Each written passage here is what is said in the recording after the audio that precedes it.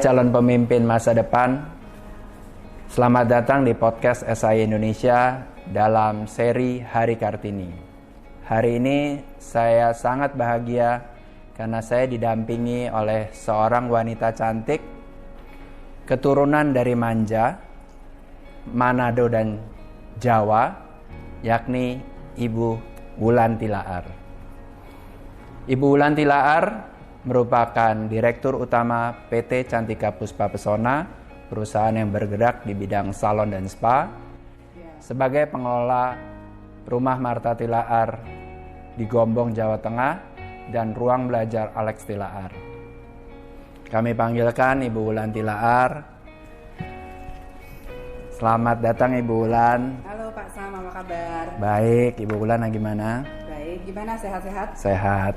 Saya enakan panggil Ibu, Kakak, Mbak, Kakak. Oke. Kakak aja deh. Kakak aja ya. Atau ya Mbak boleh. Mbak ya. Oke. Ya, kita akan membahas mengenai peran wanita di era digitalisasi. Mungkin Ibu Wulan bisa sedikit sharing peran wanita di era digital ini sebagai seorang istri, sebagai seorang ibu dan seorang pimpinan. Oke, mungkin dari peran wanitanya sendiri dari zaman ke zaman tuh pasti nggak berubah ya. Sebagai wanita kita itu memang sudah dikodratkan atau digariskan menjadi seorang ibu, kemudian juga menjadi pastinya anggota masyarakat. Tapi dengan adanya kemajuan zaman, kemajuan dalam segi pendidikan dan teknologi yang tadi Pak Sam katakan, apalagi sekarang digital ini justru mempermudah untuk perempuan mengaktualisasikan diri, berekspresi atau mengeksplorasi dirinya lebih luas lagi. Jadi limitless, borderless, tapi yang diperlukan adalah tadi tanggung jawab, kesadaran bahwa peran wanita itu sebagai ibu, istri, dan juga anggota masyarakat. Kenapa saya bilang penting banget menjadi istri atau jadi ibu? Karena kita ada pepatah ya, salah satu pepatah yang saya suka tuh, if you educate a man, you educate one person. But if you educate a woman, you educate one generation. Gitu. Jadi setiap perempuan memiliki kapasitas yang luar biasa kalau dia menyadarinya. Bahwa kalau dia mendidik seorang anak, itu akan menjadi the next generation, karena dia akan menjadi ibu lagi gitu kan ya Pak. Jadi kayak terus-menerus kayak gitu. So kalau menurut saya secara pribadi beruntung sekali kita tuh hidup di zaman yang digital ini, yang tadi borderless, limitless gitu ya. Apalah yang less gitu ya, pokoknya yang luas gitu, membuka kesempatan buat kita untuk beraktualisasi diri. Tetapi buat saya tetap sih bahwa harus kesadaran bahwa menyadari bahwa kita adalah seorang perempuan yang mempunyai tanggung jawab untuk tadi menjadi istri, menjadi ibu bagi generasi-generasi selanjutnya yang bisa membentuk generasi yang pastinya berkarakter, mandiri dan juga bertanggung jawab. Gitu. Oke. Pak Sam boleh loh menimpali saya loh. Jadi iya, saya yang malah ini tidak bisa berkata-kata karena saking inspiratif kali ya, speechless ya. Betul. Ya. Nah, kalau saya perhatikan Ibu Wulan kan sering nih menggunakan sosial medianya. Kira-kira setiap harinya kalau boleh tahu, kira-kira Bu Wulan tuh berapa lama sih main di dunia sosial media? Apakah update status atau mungkin mau ngelihat status orang atau apapun itu, kira-kira berapa lama? Terlalu lama Pak. Sebenarnya ini sebenarnya challenge juga ya, karena tadi kita punya limitless dan punya terlalu kebebasan. Justru sekarang kayaknya agak sulit buat saya untuk bisa membatasi diri sebenarnya. Walaupun tadi dengan sosial media kita bisa berbuat banyak ya. Selain tadi update status, kepoin orang, stalking gitu ya. Stalking, berita terkini, belanja dan sebagainya, belajar gitu. Tapi justru saya punya tantangan membatasi diri. Saya punya pengalaman yang menarik. Waktu itu saya tuh pernah mengikuti namanya Tapa Brata, itu di Bali.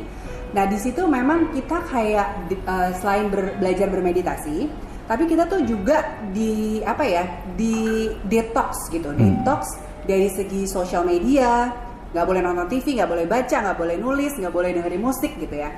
Dan terus terang aja nih Pak Sam, aku tuh pertama kali mau masuk gitu tuh kayak takut banget gitu, kayak nanti gimana ya nggak bisa nonton TV, gimana ya nggak bisa ngecek status, gimana ya nggak bisa update gitu kan, dan sebagainya gitu. Jadi kayak kekhawatiran tuh luar biasa gitu. Bahkan sampai tanganku, aku inget banget, dingin banget gitu pas mau menyerahkan HP kepada petugas gitu ya, karena itu 1 minggu penuh 24 jam, jadi 7 kali 24 jam tanpa apapun. Tapi ternyata yang saya alami itu luar biasa gitu. Jadi memang pas pertama dari tangan dingin, takut, deg-degan gitu kan. Terus lama-lama hari pertama ya ada sih kayak aduh kok bosen banget ya, bete banget nih nggak bisa ngapa-ngapain. Tapi hari kedua itu mulai merasa kayak ada suatu ketenangan gitu. Karena kita nggak boleh ngomong juga loh Pak Sam selama 24 Tapi jam. boleh makan ya Bu ya? Oh ya boleh lah, kalau nggak bisa pingsan. Jadi benar-benar mulai berasa ada ketenangan, kedamaian, dan mulai lama-lama ternyata kita tidak membutuhkan lagi sih. At the end of the session, kayak hari ke-6 atau ke-7, itu benar-benar kayak damai aja gitu, kayak tenang, terus kayak memang ketergantungan itu akhirnya bisa di overcome. Jadi sometimes memang itu adalah challenge ya untuk menggunakan membatasi diri. Nah kalau saya belajar dari kisah-kisah orang sukses, katanya kalau bangun tidur tuh jangan langsung megang HP. Which is itu yang saya lakukan tuh. Jadi berarti belum sukses, masih terus berproses gitu ya. Jadi mungkin kita melakukan ritual-ritual pagi kita dulu gitu, apakah exercise, meditation, atau prayer, atau sarapan gitu, baru kita memegang HP kita, katanya gitu. Dan 2 jam sebelum kita tidur itu kita juga sebenarnya sudah lepas handphone gitu. Jadi diganti misalnya dengan membaca buku atau ngobrol-ngobrol, catch up stories gitu sama keluarga dan sebagainya. Itu katanya, again, itu bisa membuat kita lebih mempunyai kualitas hidup yang lebih baik. Jadi itu sebenarnya adalah tantangan saya. Dan karena Bapak menanyakan itu, saya akan melakukannya untuk sebagai challenge saya selanjutnya. Checklist saya setiap hari bahwa mengurangi sosial media ya. Gitu. Ya kalau misalnya ngomong, biasanya kan kita sering ada siapa ya tokoh inspirasinya kita ya. Kalau Ibu Ulan lihat di sini, tokoh yang diinspirasi terutama wanita ya, wanita yang juga senang sekali dengan sosial medianya, ada nggak Bu? Ada yang bisa menjadi panutan? Ada beberapa sih sebenarnya. Mungkin yang pertama ya, yang on top of my head, karena saya juga bergerak di bidang industri beauty. Salah satu sosok yang menurut saya inspiratif adalah Hanifah Ambadar. Kayaknya Pak Sam juga kenal ya. Hanifah, ya. Jadi Hanifah ini sebenarnya mulai dari penulis blog. Kemudian dari situ blognya ternyata cukup diminati kaum perempuan, karena waktu itu kayaknya mereview apa sih kayak kosmetik gitu pada zaman itu gitu. Terus akhirnya terbentuklah sebuah komunitas dan dia mendirikan sebuah Female Daily dan sekarang menjadi Female Daily Network. Nah, saya melihat di situ memang ada suatu gebrakan ya pada waktu itu pastinya, di mana belum terlalu banyak komunitas ataupun dalam digital itu ada kegiatan-kegiatan seperti itu. Dia sudah memulainya gitu, sehingga komunitas base-nya udah cukup kuat. Nah, sekarang ini dia punya banyak acara, banyak ya dalam industri beauty offline dan online. Misalnya kayak ada beauty X Beauty, Female Daily X Beauty gitu yang cukup fenomenal gitu. Ya. Nah, kemudian sekarang dia juga menulis buku. Nah, itu impian saya juga sih, karena bapak saya penulis buku kan, hampir 40 buku. Saya kayaknya juga kepengen lah gitu ya, didoakan semoga saya bisa menulis buku, supaya tujuannya untuk bisa menginspirasi sih perempuan-perempuan untuk menjadi leader atau menjadi pengusaha atau apapun lah, to become the best version of themselves gitu. So Mbak Hanifah itu cukup menginspirasi saya sih. Nah tadi Ibu Ulan sempat bilang leader ya, perempuan itu bisa menjadi pimpinan atau bisa lebih menjadi orang yang lebih bermanfaat. Nah kalau misalnya kalau dulu kan kita banyak dengar bahwa laki lebih banyak yang menjadi pemimpin, atau mungkin orang-orang lebih cenderung harus laki nih kalau yang memimpin perusahaan. Nah, menurut Bulan dengan masa sekarang, dengan dunia digital, apakah memang laki masih benar-benar istilahnya masih yang harus menjadi pemimpin atau perempuan sekarang sudah mulai bisa istilahnya merubah anekdot itu? Kalau menurut saya sih sekarang sih udah namanya zaman kesetaraan gender ya, dan itu sih tidak harus laki atau perempuan. Bahkan tema dari International Women's Day tahun ini 2022 adalah Break the Bias, yang artinya bias-bias yang ada di masyarakat gitu tentang peran perempuan, peran laki-laki harusnya bagaimana. Nah, bias-bias itu biasanya tercipta dari culture misalnya atau kebiasaan ya tadi, pandangan-pandangan sosial gitu.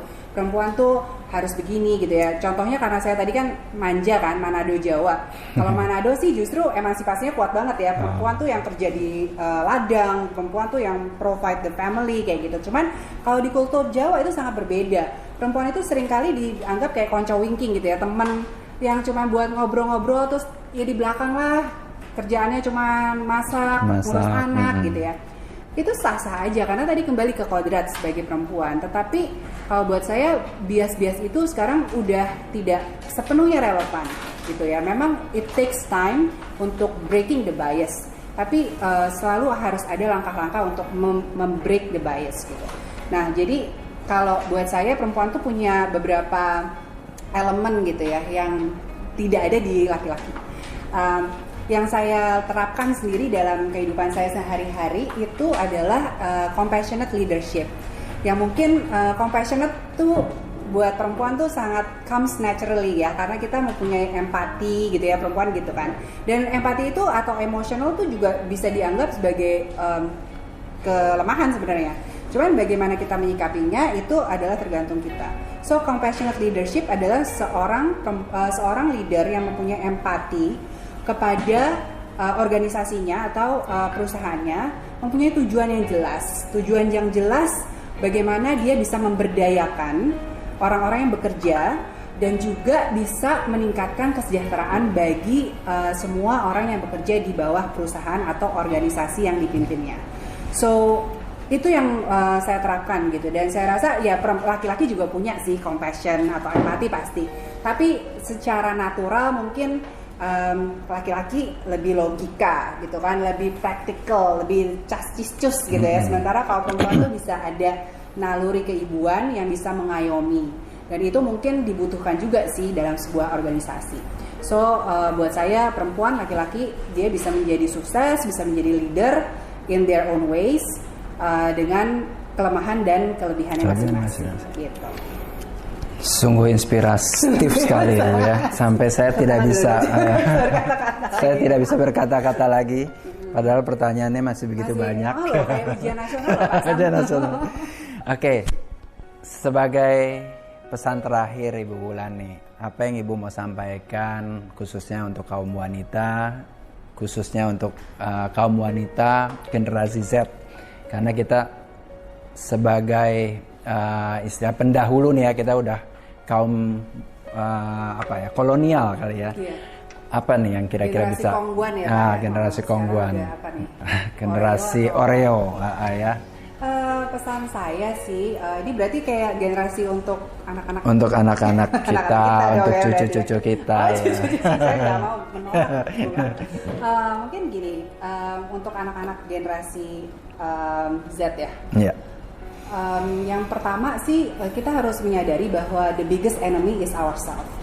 Yaitu artinya kita tuh kadang-kadang terlalu sibuk dengan kekhawatiran yang ada di pikiran kita. Bisa nggak begini, saya mampu nggak fit into in that environment, dan sebagainya. Jadi once you realize bahwa kita semua tuh punya potensi dan punya kesempatan yang sama, seharusnya kita bisa melangkah dan memulai segala sesuatu dengan apa yang kita miliki. So conquer yourself, be yourself gitu ya, bahwa kita tuh memberi warna lain gitu, tanpa kita ya tidak ada kita gitu ya. Itu pertama. Nah yang kedua, selagi muda itu harus bisa explore, try new things, learn new things, terus kemudian network, kenalan ke banyak orang gitu ya. Jadi sehingga pada waktu kita muda ini kita terekspos dengan hal-hal yang baru, hal-hal yang out of the box, yang mungkin bisa mengintrik kita ya, gitu, memotivasi kita untuk melakukan sesuatu.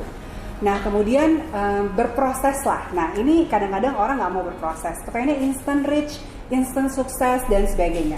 Tapi hargailah proses, karena proses itu memperkaya kita, membuat kita belajar untuk memperbaiki diri kita, berkaca gitu ya, bahwa oh ada hal-hal yang perlu kita improve gitu. Dan dalam berproses itu harus be kind to yourself. Jangan membandingkan diri kita dengan orang lain gitu, karena oh dia udah 24 tahun udah bisa ini itu gitu ya, sementara saya kok belum apa-apa gitu. That's fine, mulai aja, karena begitu kita mulai, semesta akan melihat dan usaha-usaha kita tidak akan sia-sia gitu.